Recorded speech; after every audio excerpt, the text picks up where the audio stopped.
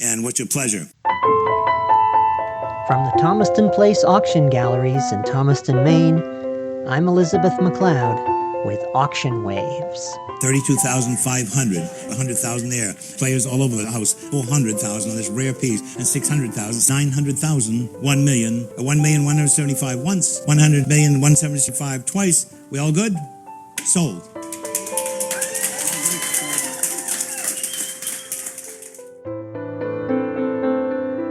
Time flies. Time is money. Time is of the essence. Time heals all wounds. My time is your time. And there's no time like the present. Suffice it to say that we're all highly conscious of time, and we always have been. Sundials, sand glasses, dripping water, water floats, all had their time, and nobody quite knows for sure who it was exactly who invented the first purely mechanical clock. But by the end of the 18th century, New England was the center of American clockmaking, with an entire generation of master craftsmen raising the mechanical timepiece to the height of technical and aesthetic sophistication. And height is exactly the word, because it was this generation of clockmakers who produced some of the very finest specimens of the classic tall case clock.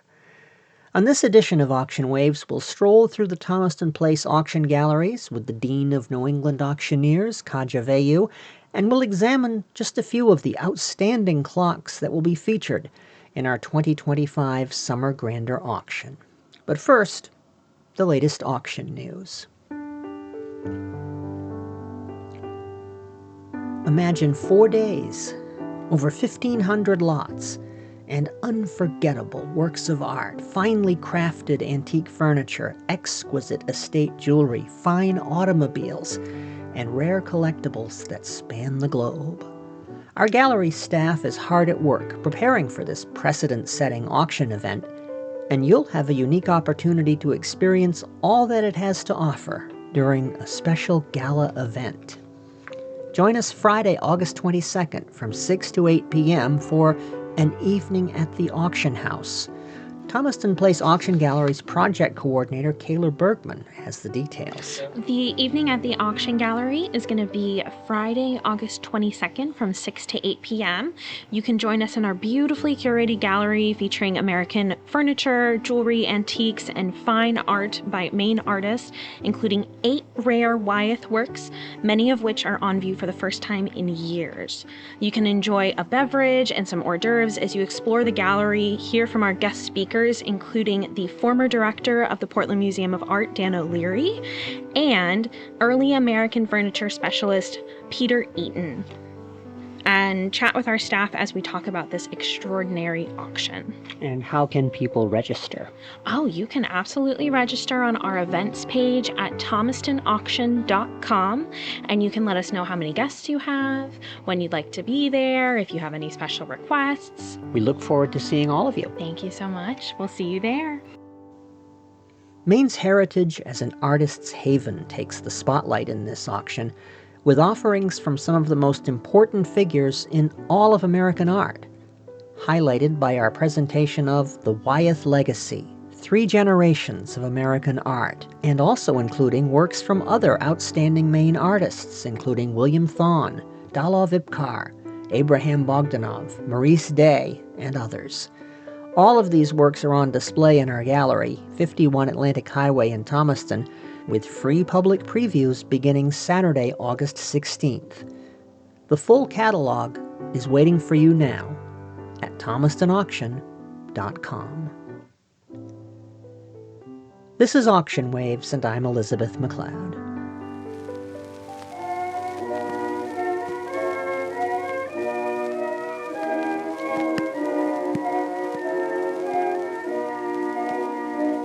My grandfather's clock was too large for the shelf, so it stood 90 years on the floor.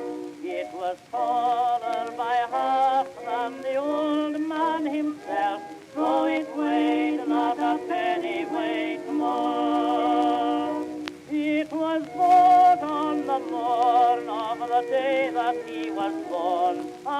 always his treasure and pride. So went the song that gave the American long case clock its enduring name. And whether you call them grandfather clocks, hall clocks, floor clocks, tall case clocks, or simply tall clocks, you know the place they hold in our cultural imagination. But before the tall clock became the cultural landmark that it is, it was an innovation, developed in England during the latter half of the 17th century as the most efficient means yet devised for taking advantage of the accurate timekeeping possible by the controlled motion of a long swinging pendulum. A new advance in mechanical escapements made it possible to reduce the sweep of the pendulum from a swing of about 90 degrees per second to about 5 degrees. This made it possible to confine that motion within a tall, narrow wooden case. And that made such highly accurate clocks for the first time practical for the home. Tall clocks, and the techniques for creating them, came to America from England early in the colonial period. Fine woodworking skills and precision metalworking skills were at a premium among the early settlers, inducing talented artisans to make the perilous voyage to the New World, where they would find ample opportunity not just to practice their craft, but also to improve upon it. English-made long case clocks were first imported to the colonies in the mid-1680s, and skilled clockmakers followed not long after. By the turn of the 18th century, they were concentrating in Connecticut and Massachusetts as the first sproutings of an American clockmaking industry. Even more significant, though, these immigrant artisans trained family members to follow their trade, and also took on apprentices who, as their skills increased, built upon and expanded upon the foundations laid by their teachers. Over the course of the 18th century, what began as a trade ripened into a fine art. This early era of American clockmaking reached a creative peak around the turn of the 19th century, with an entire generation of innovative clockmakers reaching maturity. What were their clocks like? Walking through Thomaston Place Auction Galleries recently with auctioneer, collector, and authority Kaja Veillieux gave us an up-close look at what makes these clocks special.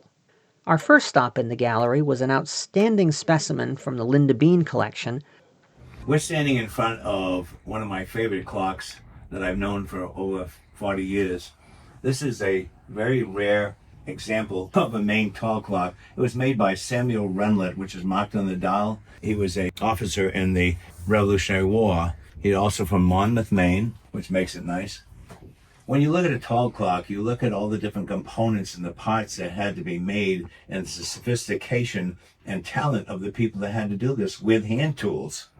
So if you look at the top, you have these beautiful urn-shaped finials in brass. The top is reticulated fretwork. The finials are sitting on these special plinths, and they fit down into the plinths. As you come, all the clocks always have a tombstone-shaped door. They also have a tombstone-shaped dial in most cases.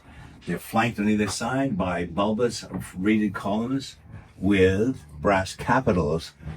When you open the door, this particular one has a checkered inlay all around the frame of the door.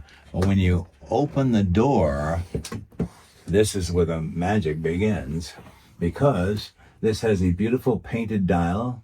You see it has that disc inside there? That is the phases of the moon, and so as it goes through the month, it'll fix the phases of the moon, and in between, when the moon is not there, it has American ships at sea, which is great. It also has a complicated movement with a second spit. So as the pendulum sweeps back and forth, it has this hand will tell you the seconds. These hands are bright cut steel. Can you imagine hand making these? They're all hand filed in a pattern. Behind the hand right here tells you the day of the month. The right hand winding hole is for the time. The left hand winding hole over here is for the strike.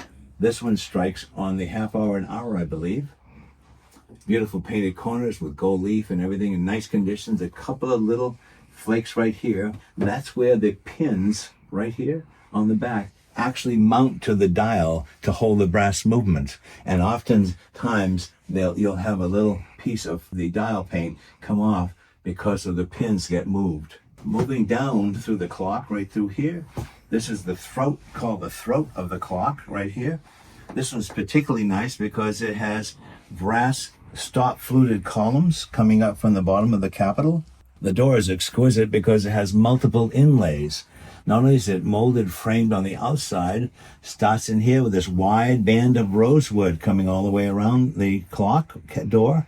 Then it has a band of bird's eye maple, but that wasn't good enough. They took a thin band of ebony to trace inlay around the bird's eye maple. Can you imagine doing this with a hand tool?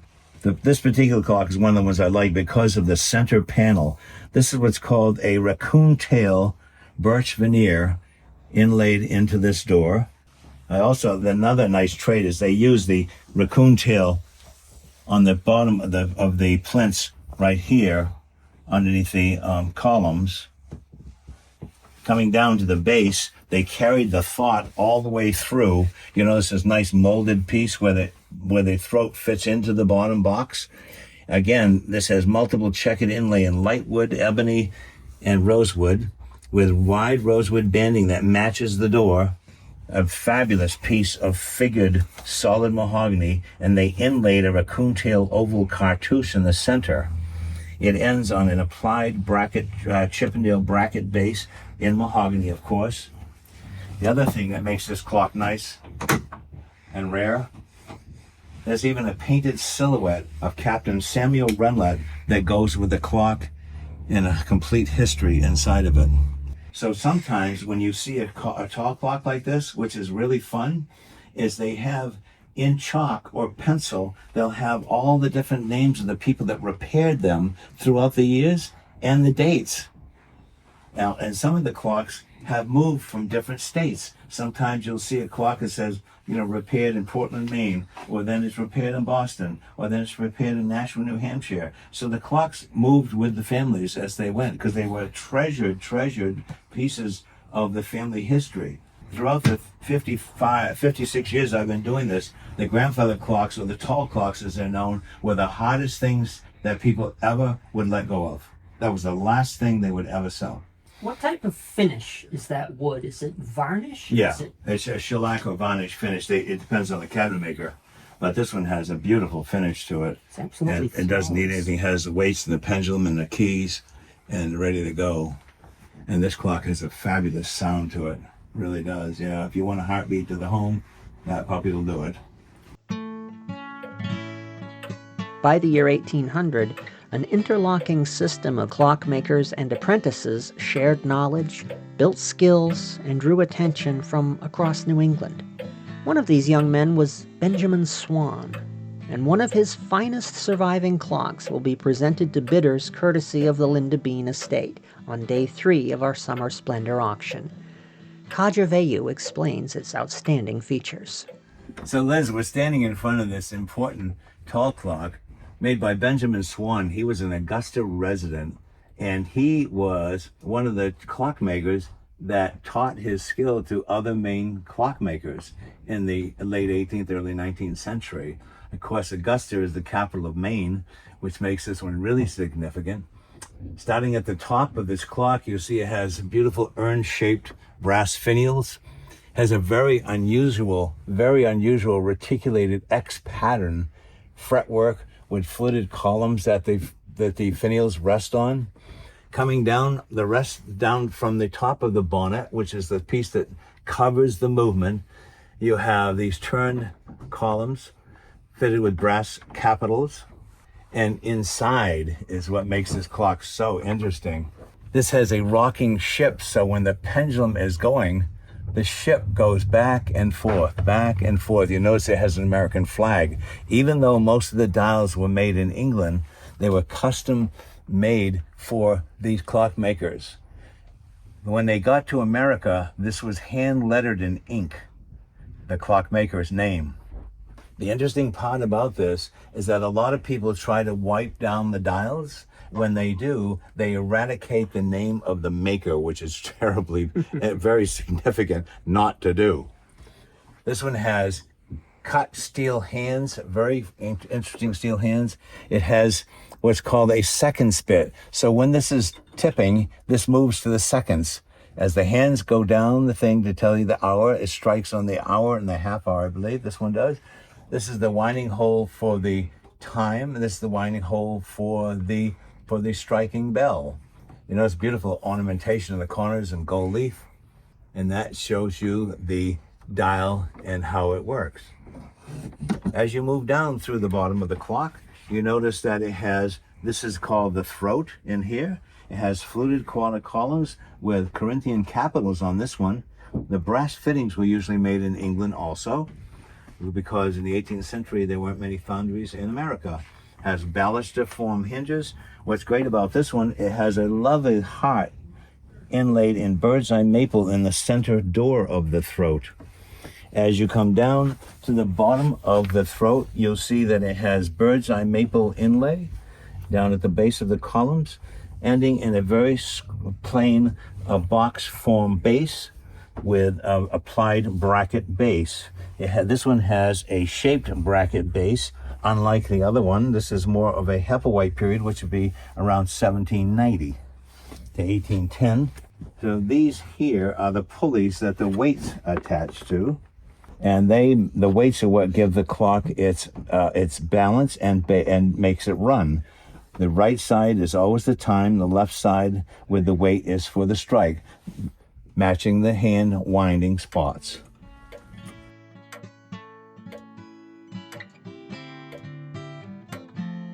With the refinement of clockmaking techniques came a democratization of the timepieces it produced.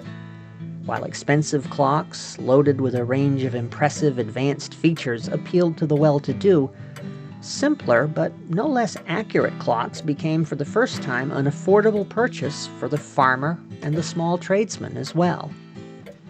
One clockmaker who catered to this emerging middle-class market was Asa Hopkins, the third generation of a New England clockmaking family. Asa Hopkins was particularly talented in working with wood. Kaja showed me, again from the Linda Bean collection, a particularly colorful specimen of his work. So Liz, we're having fun looking at tall clocks today, and this particular one is interesting because of the case. Also, this one is not a brass movement. This is earlier, a little earlier than the brass movement ones, and the wooden works clocks were more of a country clock for the people that couldn't afford the very sophisticated tall clocks. I might add that only the wealthy had these tall clocks because they were not cheap.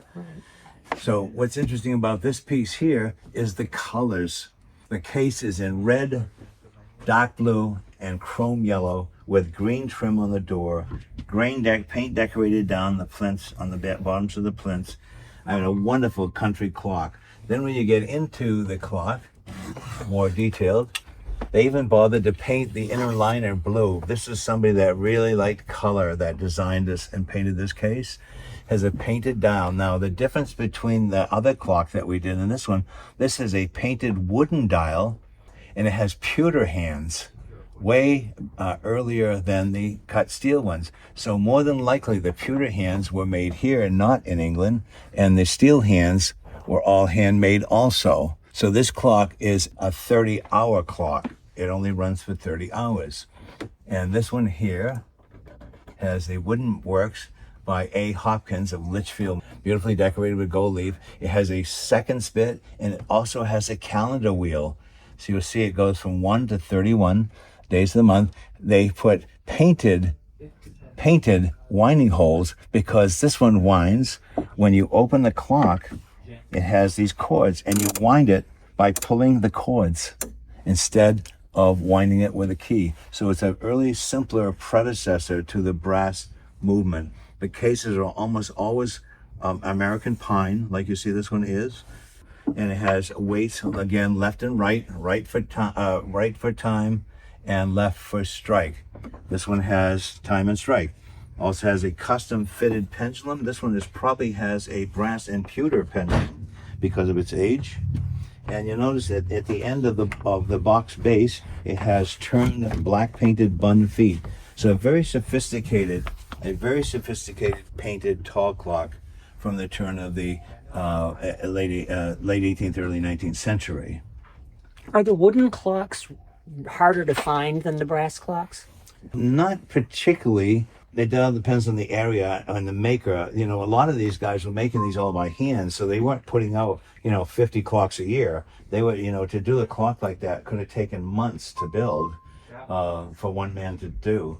The one thing interesting about tall clocks is a lot of times they had relatives that were woodworkers or cabinet makers, and so you'd have the person making the hand making all the gears. So this one, you'll notice it has all wooden cogs and gears on this one. You see that? And it's carefully made. And this one has, again, the woven cords holding the weights rather than the braided wire, which a lot of them had. But this is all handmade. Every little cog and gear had to be precision cut and filed so it kept exact time. How accurate is a wooden clock compared to a brass clock? Not bad at all. Not bad at all. If you keep it wound, it would be a good timepiece. There's clocks that are 17th century that had a single hand and a single weight, and they only ran one day, 24 hours. But as they got more and more sophisticated, then they would get to not only run longer, 8 days with the most. Today they make clocks that run for a month with one winding. The tall clocks were a prestigious thing to have in an American home, actually in anywhere in Europe to have, because they were expensive and they were part of the home decor and the only way they could tell time in the house. This was the only timepiece in the house, and a lot of them, because there were no watches at the time, that people could have. So they counted on their tall clock to tell the time when they were passing through the house all day long. The hardwood clocks were for the formal homes, and the softwood clocks were for the country homes or people that couldn't afford the hardwood clocks. Because they were, as I said, even back then they were expensive in that period, in the early period. Again, the tall clocks were really the heartbeat of the home in the 18th and 19th century. 90 years without slumbering, his life seconds numbering.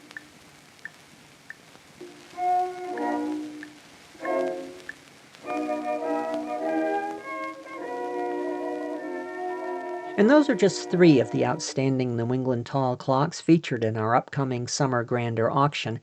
Thanks to Kaja Veillieux for the grand tour of the gallery, and don't forget you too can experience these grand specimens of the clockmakers' art in person during the live previews for our Summer Grandeur Auction, which begin on Saturday, August 16th. We'll also feature rare specimens of the work of Robert Eastman and James Carey of Brunswick, Joshua Tolford of Saco and Kennebunk, and 2 members of the famed Willard family of Boston clockmakers, Ephraim Willard and Aaron Willard Jr. It's an unprecedented opportunity to bring a true piece of American technological and cultural heritage into your own home. Explore more of these unique and beautiful timepieces and discover the full catalog for the spectacular 4-day Summer Grandeur Auction on our website, thomastonauction.com. And as time keeps flowing like a river to the sea, it's time for me to take my leave. But don't miss our next Auction Waves release on your favorite podcast platform as we continue to explore the stories behind the items that pass across our auction block. Tishri Dobson is, as ever, at the piano. Dave Allen strums the guitar, and the performance of Grandfather's Clock was presented by the Hayden Quartet from a Victor record, number 16198, recorded on May 17th, 1905. The entire program was written, produced, and edited for you by yours truly, Elizabeth McLeod, who looks forward to seeing you at our night at the auction house, August 22nd, and wishing you smooth sailing and happy bidding for Auction Waves. Auction Waves is an exclusive presentation of Thomaston Place Auction Galleries in Thomaston, Maine.